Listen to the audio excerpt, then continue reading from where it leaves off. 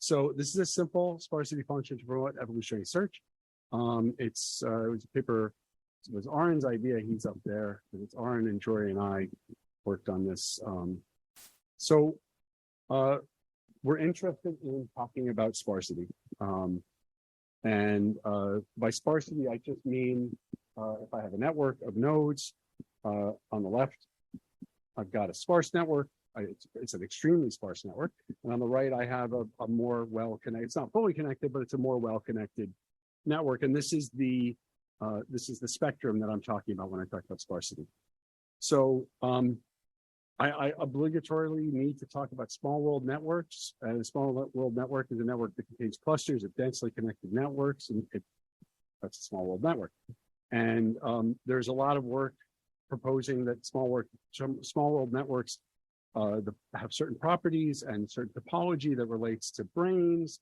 And this is all very interesting. And in this paper, we don't care about small worldedness. In fact, we actively don't care. So we feel that there's so much work that's curious about the structure and small worldedness and how that affects things, that the far simpler question of sparsity for sparsity's sake is overlooked. And so in this work, we intentionally chose to simply look at sparsity. It would be nice in the future to consider small worldedness, but for this paper, I'm just talking about sparsity. So how does sparsity affect evolvability, not accounting for small world networks? Okay, so we're going to be working with a couple of different models. I'm going to talk about this in terms of the artificial neural network model to describe what's going on. I think it's pretty easy to grasp. This is your classic single layer artificial neural network, 2 inputs, 4 recurrent, simple little thing. It's fully connected. So we've got a bunch of threshold nodes. Every input and hidden flows into all the threshold nodes. It does its weighting. So every input into the threshold node has a weight, and then it sums them, multiplies the weight, sums them, and then puts it through a threshold. The weights can be positive or negative, and they're going to be in the range, in this case, from -1 to 1. What a sparse network in our case is going to look like is it's going to be missing connections. Now, of course, I could physically alter the structure of this thing in my code, but I could just have the connections there and drop the weight to 0, and that will effectively sparsify my network. So that's what I said. So we're using a genome of continuous values in the range 0 to 1, arbitrary choice. And so I need a function that's going to convert a range 0 to 1 to a genomic value 0 to 1 to a -1 to 1 weight. And then that's going to allow me to assign my weights in my brain. And I need to create this function so that it's going to bias it so I can add more zeros. I can just have this be a very zero-rich environment. And here's our function. Don't worry about it. I'm going to stick it up here and tell you what it does. So effectively, if I have just a value on X, I'm going to want to remap that. And so what we do is we've got X, which is the value we want to map, min, T1, T2, and max. And min, T1, T2, and max are min and max. If it's less than min, it's just going to be -1. If it's greater than max, it's just going to be, my bad. Wait, what am I? I lost myself. Oh, right. I know what I'm saying. I just gave a tutorial. It was 90 minutes. I hadn't done that before, but I'm good now. So if it's less than min, it's going to be -1. If it's more than max, it's going to be 1. So that's just going to flip it. If it's greater than T1, it's going to be 0. And if it's less than T2, it's going to be 0. So effectively what this function does is it maintains range values in the range of -1 to 1, but it biases them so that we can control the amount of 0. By changing T1 and T2, we can control the ratio of zeros. If we make T1 really close to min and T2 really close to max, we're going to increase zeros. If we put them right at 0, we're going to make all the zeros go away. So for the ANNs, we evolved brains on 3 different tasks. This is Berry World, Blind Navigation, and Maze World. what the tasks are exactly isn't that important. The Berry World task is a harvesting task that requires agents to collect two different kinds of resources, where switching from collecting one type to the other type is costly. And so they have to do some sort of either memory or heuristic to control the rate at which they switch. Blind navigation is an agent with no sensors.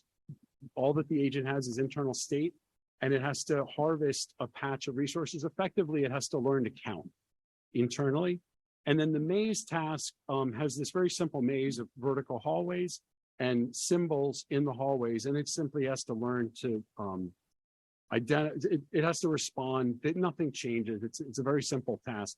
It's just whenever it goes through a doorway and sees the red signal, it says the next doorway is going to be the left. If it sees a green signal, the next doorway is going to be to the right.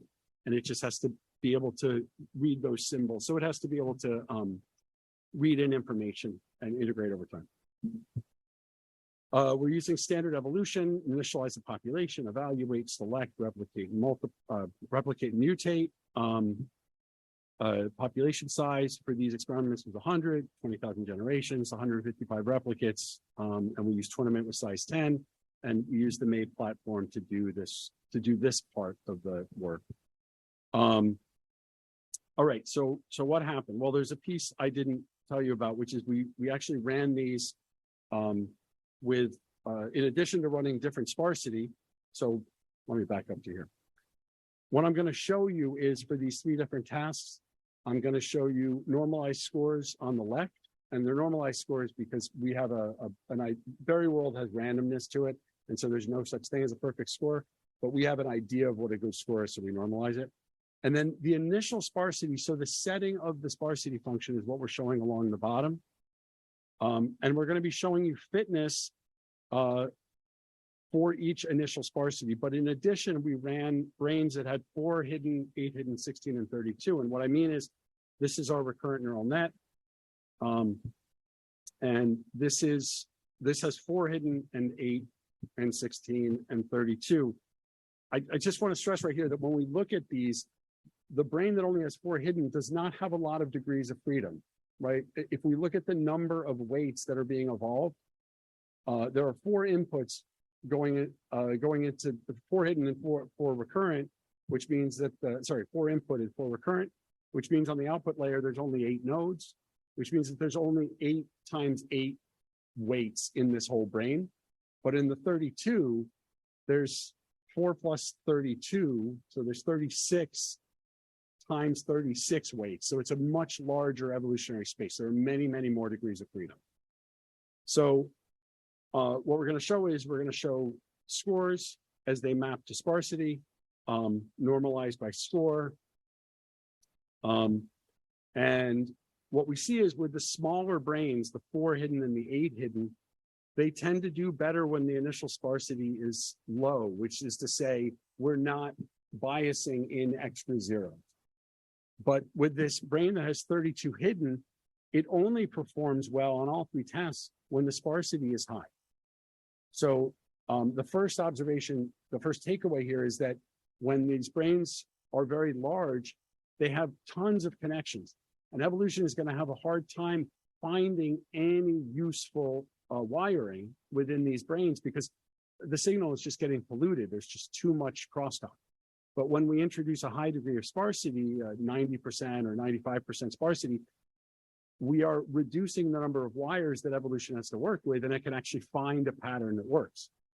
When we have the smaller brains, well, there are so few wires in the initial, there's just so few wires to work with that evolution has no problem finding a solution within that. But then we did another analysis, and we looked at the initial sparsity, which is just determined by the sparsity function. And then we looked after 20,000 generations, we looked at the actual sparsity observed in the genome, right? Because if we have our genome values, they're within a range, and a certain range, depending on the sparsity function, will map to zeros. So we know what percentage of the genome values of the genome are mapping to 0. And the question is, will these values, will evolution be able to tune this? And the answer is yes, but more so if the brain is small, if there are less degrees of freedom. So the dotted line here indicates what the initial sparsity, so each initial sparsity and is across the bottom, and then the above sparsity is across Y. And so initially everything's a diagonal line because the function, right, we had random values. And so across our 155 replicates, it was just random, and therefore it's whatever the sparsity function was. But at the end of 20,000 generations, we see that the values, the distribution of genomic values actually results in a sparsity that doesn't map to the initial. So evolution is tuning the sparsity. And in the case of 8 hidden, if you look at 8 hidden on Berry, you see these pluses. That means that there's a significant increase in sparsity, and the minuses indicate a significant decrease. So for a number of these, there is a sweet spot of sparsity. And if the sparsity is below that, it increases it. And if the sparsity is above it, it decreases. Sparsity can only be tuned where fitness can be gained. So if we look at the 32, which is the bottom column the bottom row on the right here, which correlates to the red large dots on the score on the fitness plots, we see that at the lower sparsities, they can't gain fitness. These brains there's so many connections, they can't figure anything out. And in this case, they can't tune anything. There's nothing to be done because the thing's just too messy. And then evolution tends to optimize sparsity to the correct level. It's pushing the sparsity, but of course, if you reach maximum fitness, you can't go anywhere. You're done, right? And so like so then there comes in the second experiment. So in the second experiment, first I'll cut to the chase and tell you we got very similar results. But in the second experiment, we used different forms of NK fitness landscape. So NK fitness landscape is a rugged landscape, and we used 2 different forms. In one of them, we just evolved a string of values and then put it to NK.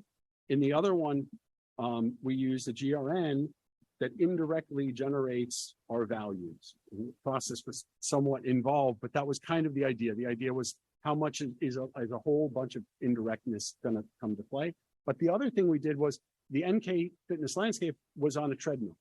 So rather than having a set of fixed NK values that we're going to evolve to, the underlying values that generate score were constantly changing a little bit at a time, so that as the agent is evolving, it continuously gets pushed off of the peak.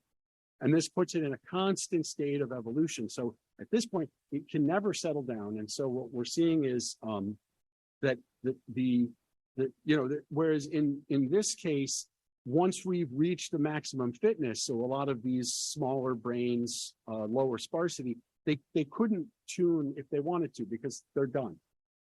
In the case of the GRNs on this NK landscape, they're never done, right? They're going to keep going until time runs out. And what we see is similar effects. We see the effect size are smaller, and we think that that's in a large degree because the degrees of freedom, these were much larger networks. There were many, many more degrees of freedom. And so the effect size is smaller, but the overall effect is significant, and it basically follows the same trend that we see in the ANNs.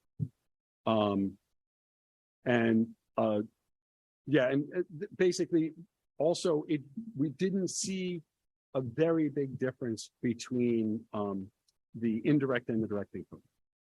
So it seemed that there were both high degrees of systems with high degrees of freedom, and they both definitely had sweet spots, right? There are definitely, like in this one, there's definitely. So in this one, there's definitely a sweet spot, But in all of these, the arrows indicate where what the optimal settings were.